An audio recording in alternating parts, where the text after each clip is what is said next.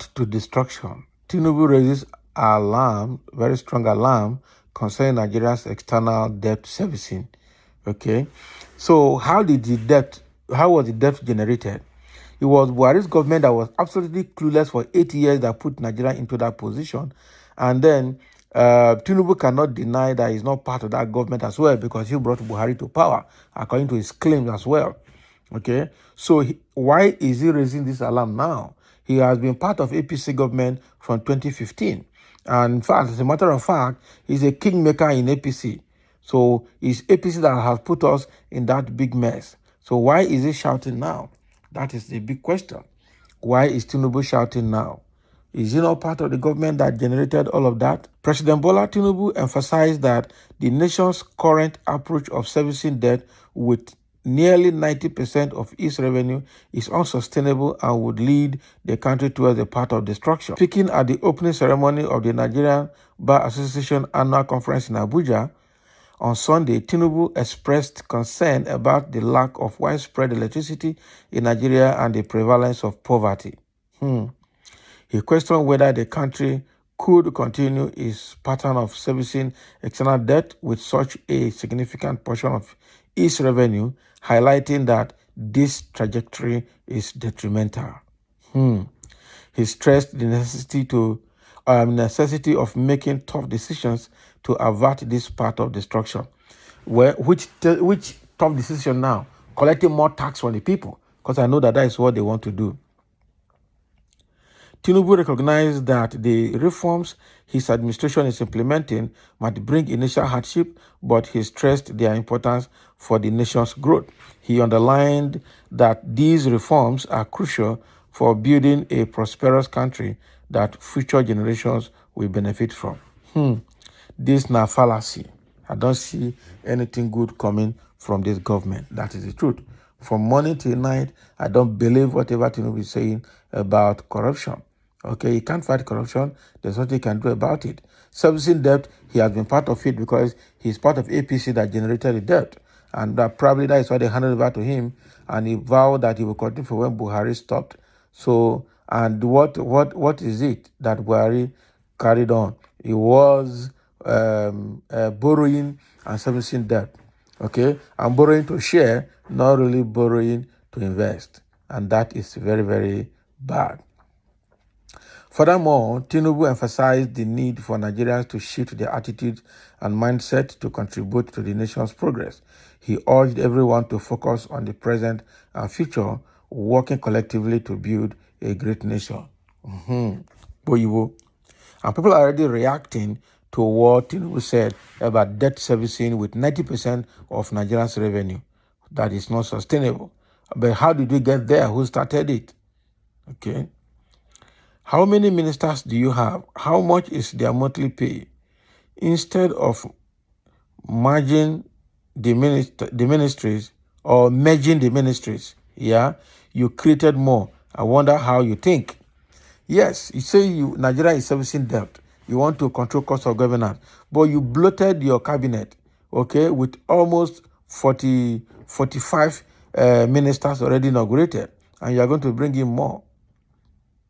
Okay, so how can you claim that Nigeria is on the wrong trajectory for servicing its external debt with over or about 90% of its annual or generated income, okay, or resources, and at the same time you have a bloated government? How does that work? It doesn't work. It doesn't work. That is true. Before we know that you actually want to fight corruption, you want to cut cost of governance, and you want to be more efficient, you should prove it by how you manage your cabinet, okay, and how you manage the portfolios of each cabinet member. That is it. And then some people are still reacting. Somebody is saying it is always useless and baseless policies on the masses. While the political class have refused to reduce cost of governance, how can anything go better when your ministers alone was up large portion of the money in government, okay, in government coffers? Not to talk of the Senate reps. The cost of governance need to equal that of the citizens in that light. We know the sacrifice is not one. Okay, it's not one-sided. As it is, this man is so clueless and wicked. This guy right to Yoruba and Fulani have turned this country to contribution takeaway. Now so they've turned this country to something else, frankly speaking. And that is it. They really turned it to something else. Okay. So some people are still commenting here. Somebody say, you never reached 2 months for office. The first thing was to borrow billions. Is it now you are raising alarm? Yes. Why are you raising alarm now? You never enter office, you don't start to borrow. And you are raising alarm now. Is there anything that can be done to make sure that country does not borrow to survive and look inward and generate revenue from within? Mr. President, the way forward is internal and external adjustment. Politicians earn and have made too much monies, which they use in buying and riding dollars that ought to be in the bank. Maybe you too. Then you all up there must lead by example. Okay, past and present politicians have stolen too much, and the wealth taken abroad over time is also too much. Finally, trace loot funds since 1999 and call corporates account to them. Now, wow. Then convert them to fund in dollars back to the treasury.